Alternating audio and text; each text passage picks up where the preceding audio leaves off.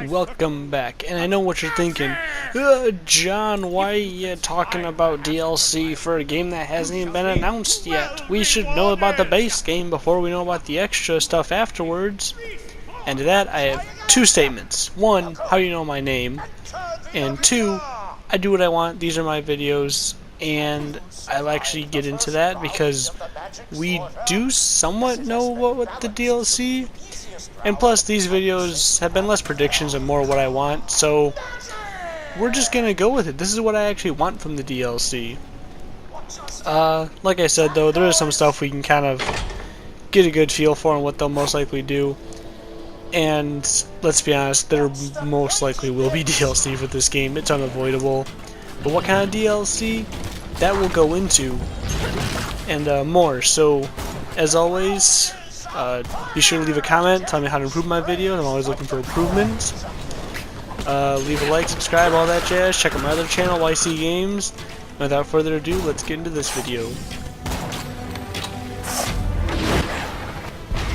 Obviously, one of the bigger pieces of DLC we'll most likely get with Borderlands 3 will be 2 new characters. Now, we can't guarantee this is happening. There's actually theories going around that the game will just ship with 6 playable characters, and that will kind of negate the need for DLC.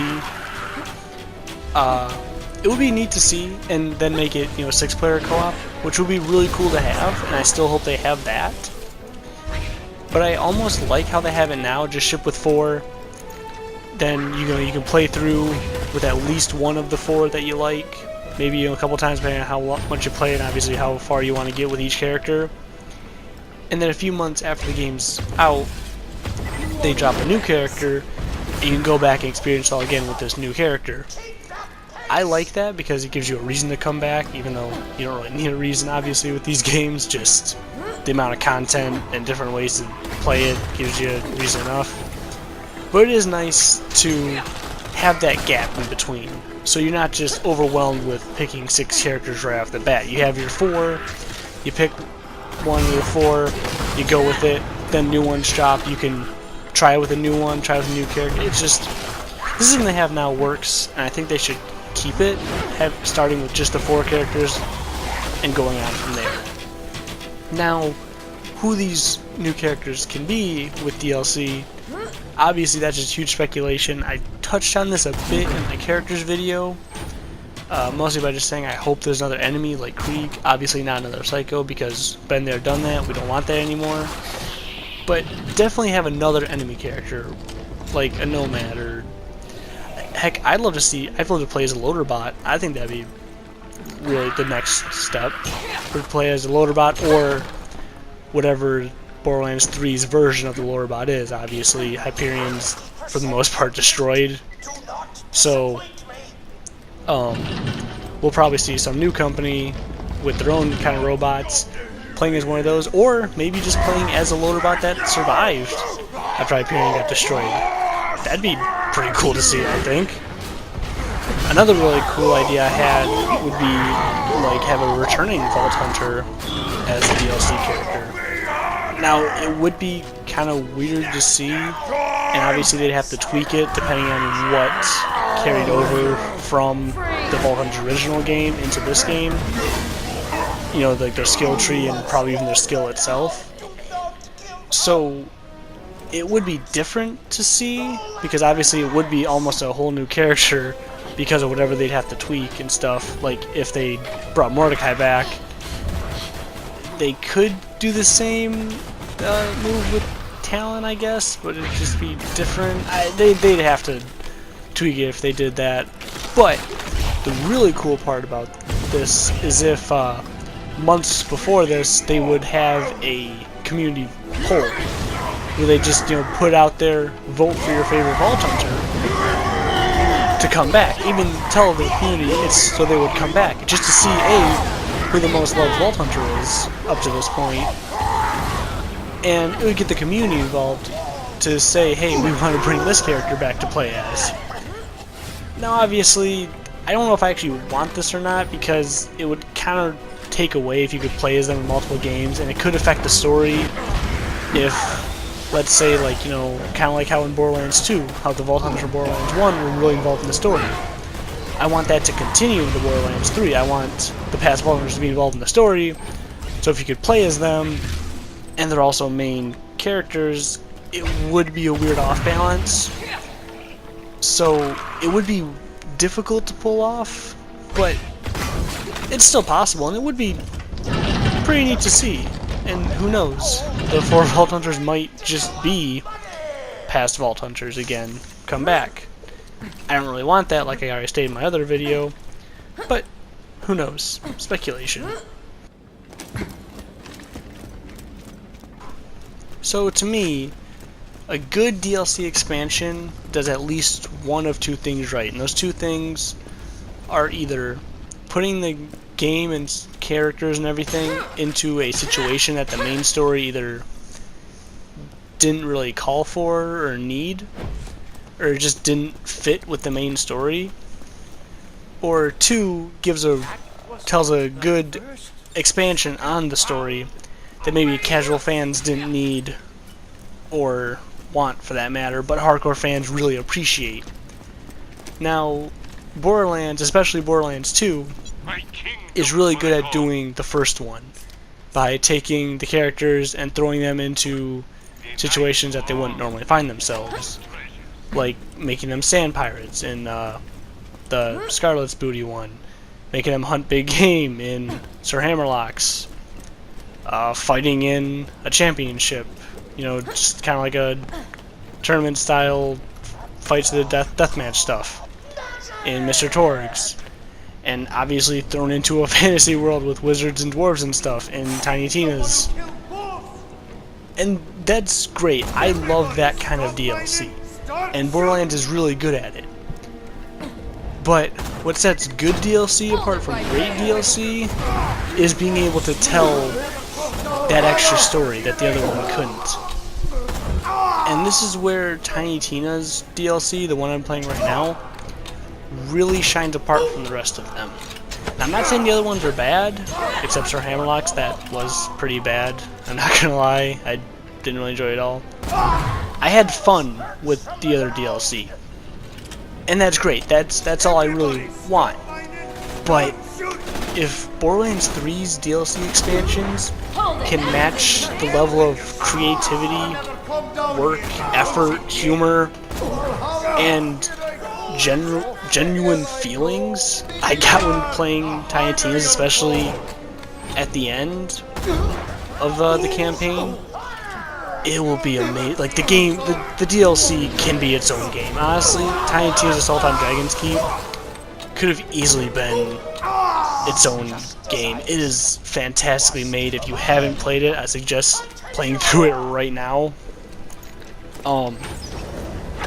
And to show just the emotional depth that this DLC goes in, I'm going to show you a clip of the ending cutscene. I'm not going to show you the full thing, just kind of bits and pieces of the important parts. So, spoiler alert, if you haven't finished Borderlands 2, and definitely if you haven't finished Tiny Tina's Assault on Dragon's Keep, skip this portion, because it's amazing. You have to experience it for yourself, but this is kind of a refresher for those that maybe haven't played in a while. So, here's that. You've done it! The handsome sorcerer is dead! And guess who showed up to celebrate? Everyone's favorite invincible knight, Roland! That's enough, Tina. You did it. We've won. And Roland showed up, and he was really happy, and everyone lived forever, and it was great at the end. Enough! You can't just deny what Jack did to Roland. Can't hear you. She's right, Tina. So do you want to do some side quests, or? You need to accept it. Roland is dead. I know! I know! But it's my story! And... You know what? It's okay. He doesn't have to go. Not if you don't want him to. Yeah, keep going. I actually want to know how the story ends. Thank you. And so the Vault Hunters and their little psychopath headed back into the wasteland. Back, once again, into the world of blood and insanity they'd taken an all too brief vacation from.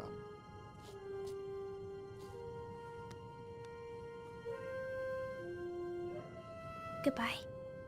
And in the days to come, they'd think of their fallen friends, of the adventures they shared, both real and imaginary. And they'd remember that no matter how bad things got, they were never truly alone so long as they had each other. I love you guys. And then Claptrap said something stupid and ruined everything. So, what makes that ending really impactful, for me at least, is how unexpected it was. Because, for the most part, Borderlands 2 was extremely lighthearted. I understand that 1 got dark at times, a lot more at least, and Borderlands 2 did too. It got serious at a few moments in the plot. But, for the most part, it was just laughs and explosions and fun times. But I understand there was only one scene in the DLC that got really dark, but it got dark and emotional, and I guess not so much dark, but just incredibly emotional. It's hard to think that that came from a Borderlands game, and I really enjoyed it. I don't want Borderlands 3 to be moody, but if it can match that level of emotional stakes at some points, obviously not the whole thing because that would just get old, but if it can have that amount of emotional impact more often than the main game of Borderlands 2 did, it's going to be a solid game overall. And I realize this video is talking about the DLC, but this is what I want from DLC in any game, especially Borderlands 3.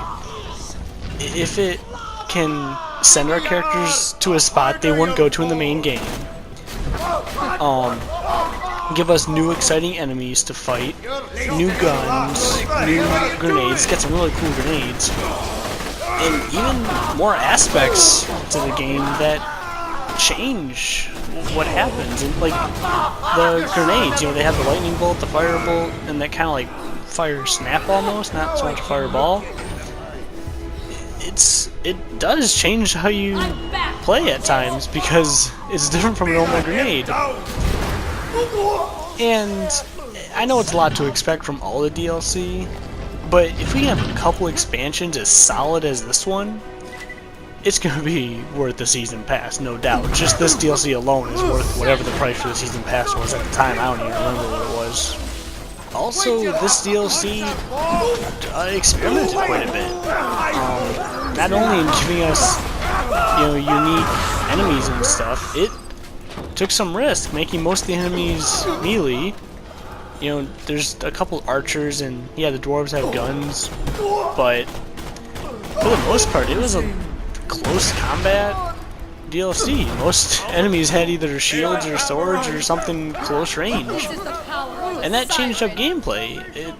Not dramatically, because a lot of the main game was like that too, but it definitely changed it up, which is good to see. So some risks being made.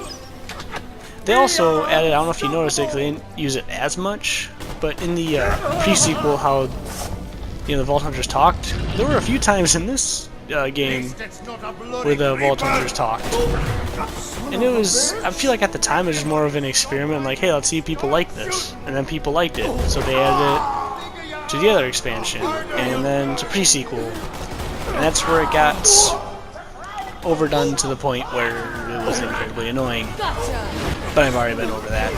So, what I really want from DLC in Borderlands 3 is something unique. Take us to places that the main game can't. Give us new exciting enemies that the main game didn't have.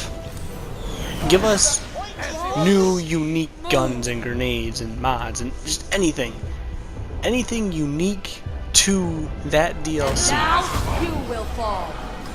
And I do have a few theories on where we could go in DLC. Obviously, they're worth nothing right now because we don't have any details on the main game, so why would I even speculate about DLC? But here I go. I'm gonna do it anyway. I really didn't expect this video to be that long, and I apologize for that, but obviously I had to talk, if I'm talking about DLC in Borderlands, I had to talk about how amazing Tiny Tina's Assault on Dragon's Keep was. Moving on from there though, just a few quick-fire possible DLC for Borderlands 3, because this is technically a prediction video. Instead of talking about the past, I should talk about what should be in the future. Maybe like an Atlantis kind of spot, you know, all underwater. Destroyed Helios would be pretty cool to go back to, you know, as it's all in rubble and just jumping from piece to piece to deck, kind of like we did in the pre-sequel, but I don't know, better DLC. Obviously, if there's space travel, we can just go to some other planet that's completely unique, but that would probably be what most of the main game is anyway. I feel like if they did this, it'd be almost copying, but have maybe another board game-esque spot.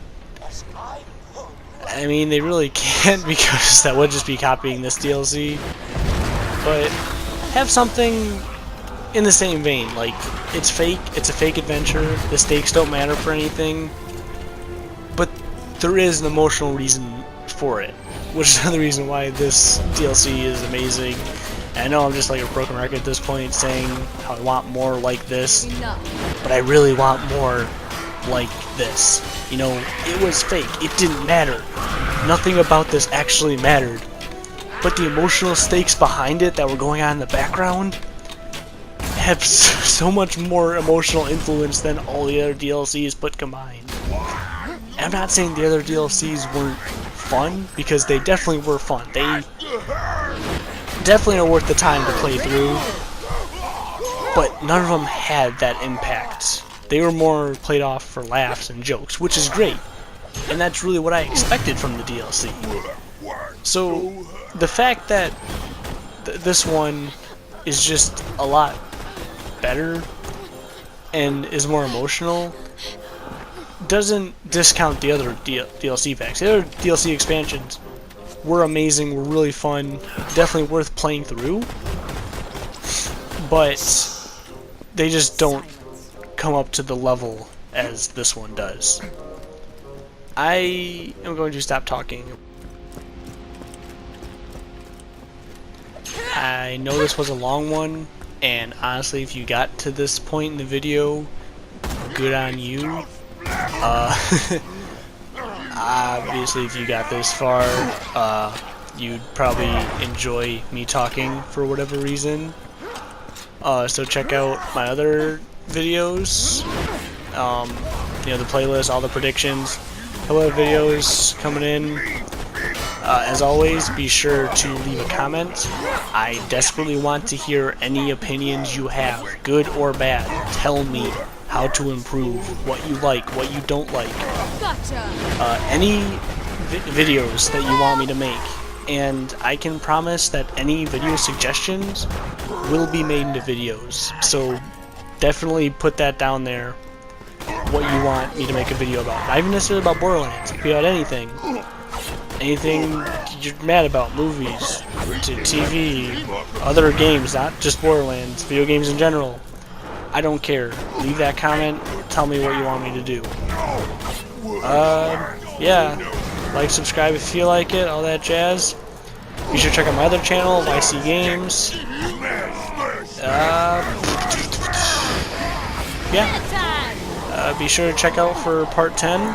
I know I've been kind of posting these videos fairly frequently lately, and that's because I want to get them all in before we get any news on Borderlands 3, and I got a weird feeling it's going to be pretty soon. That's just my own feeling, so I have nothing to go off that on, but I just feel like we're going to get an announcement or more tidbits on it soon. So I'm trying to get all these out there before we get any information. And yeah, be sure to join me in part 10, where I'll be discussing who will die. Yeah, that's a really good episode, right? Remember to keep your stick on the ice. We're all in this together. Toodaloo.